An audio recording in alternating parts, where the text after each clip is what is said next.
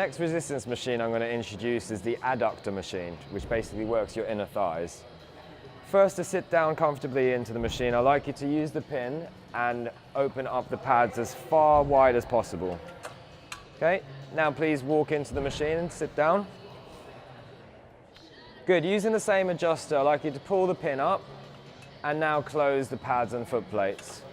Placing your legs onto the foot plates, you're going to have to lift your leg up over the pads.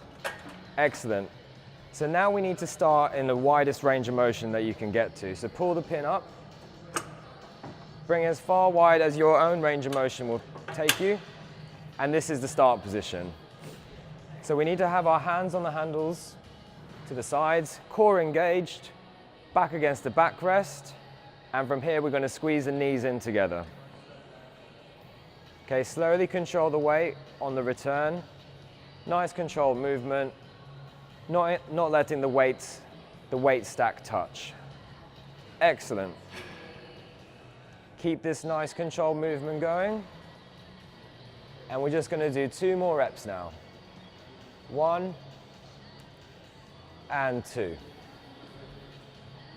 Excellent.